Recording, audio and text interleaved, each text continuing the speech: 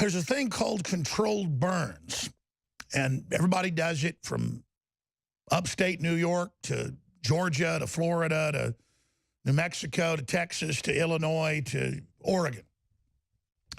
And the Forest Service under Obama started saying you got to get permits for those, and then they wouldn't issue them. And so these brothers did some controlled burns right on their property line as a fire break, because the Park Service is famous for not clearing that out now. And then there's a fire, it builds up superheat and comes onto your land. And a little bit of it, like a half acre or something, in the controlled burn, burns some forest bottom area, burns some grass. And they put them in prison for it and called it arson.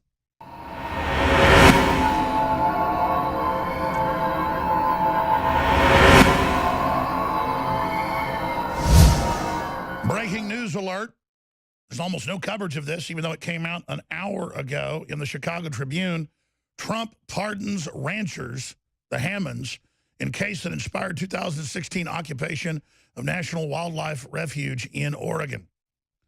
Amazing. Trump's also set to go to England, where the Islamist mayor Sadiq Khan has openly been calling for Trump to be blocked from the country. Simply amazing. Meanwhile, with the nomination of Brett Kavanaugh, we witness ABC News and others calling him a extreme candidate, calling the controversial candidate before his name had even been announced.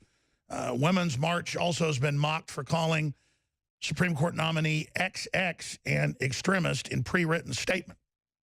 So they just said whoever it was, they're extreme. Quite frankly, if anything, Kavanaugh is a mainline Bushite-type conservative who Trump sees as safe to get in.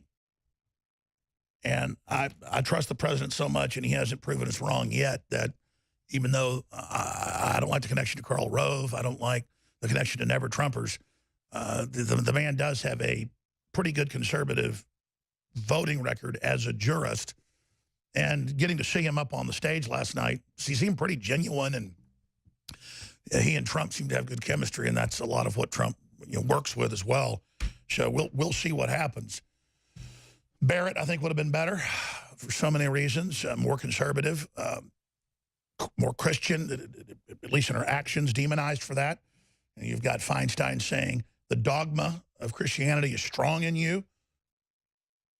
The dark side is strong with you.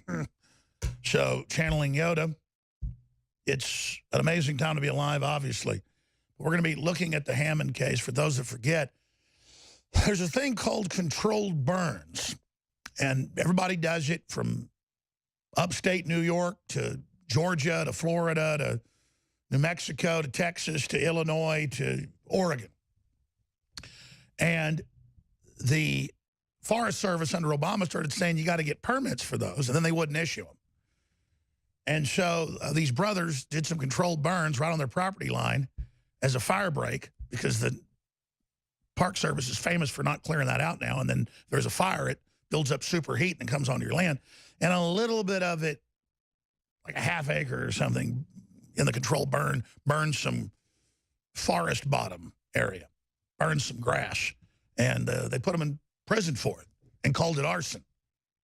So anybody that's lived in Texas, every year after the summer's over, the Mexicans burn their fields to put nitrogen back into it. It's what every culture's done for thousands of years. And there's a lot of smoke in the sky sometimes. Sometimes it makes you cough. Sometimes, makes the sunsets incredibly beautiful. Are we going to arrest all the Mexicans for doing it? It's what you do. But beyond that, it's a fire break. So Trump has pardoned ranchers who arrest led to armed occupation of wildlife refuge. He has not pardoned the Bundys yet, but they've been winning their court cases, but have been through living hell. And obviously got set up by some informants and others, but that has just been a real nightmare. And we saw journalists like Pete Santilli, who I don't think broke any laws, being thrown in prison for years and then finally being able to get out. It's been a bad situation. And then to have paramilitary there with the FBI shoot an unarmed man, Mr. Finnegan, it's been quite the devilish fiasco and could have sparked a new Waco-type siege, but thank God that got de-escalated, and Trump's trying to get the Forest Service and the Park Service, the BLM, really is what we're talking about, to stop acting like Soviet thugs. So that's all coming up today, plus the big Brexit fight heating up as Theresa May tries to betray the voters of the UK. It is a big broadcast. Infowars.com, newswars.com. Tomorrow's News Today. We'll be right back on the other side of this quick break. Please spread all the live links and more. Ladies and gentlemen, we are live broadcasting worldwide. I am your host, Alex Jones, and Trump has just pardoned the Hammond brothers, the foresters and cattle ranchers in Oregon, who did a controlled, legal, and lawful burn right along their property line with the U.S. Forest Service, quote, property.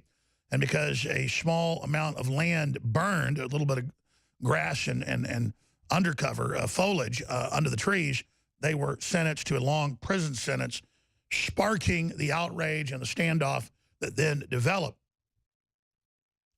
I think it's a very, very good move. You could argue that a pardon of the Bundys would only spark more people to have armed confrontations, but you cannot argue that this was a very good pardon. That said, I think the Bundys should be pardoned because the feds came and took their land. They took their cattle to starve them to death and then lied to the media and says it wasn't their land because the public didn't understand surface rights versus who has the actual title to it. But when you're there since 1877 and you have the grazing rights, those are the rights, and you just can't take them. There were hundreds of families there. Now there is one family there.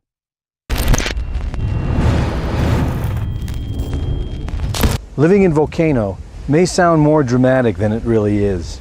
The real drama can be found here in Leilani Estates. But a lot of us on the Big Island rely on rainwater, and we need to be concerned about ash and acid rain. Volcanic ash may contain heavy metal particles, and acid rain could lower the pH of the water to unhealthy levels. To find out, we employed a series of tests for heavy metals, alkalinity, and pH. What we learned was that there was in fact unhealthy levels of heavy metals and acidity in the rainwater. Next, we tested the water from our Alexa Pure gravity filter. And not only were the heavy metal levels within safe measure, but the pH was also restored to optimal levels.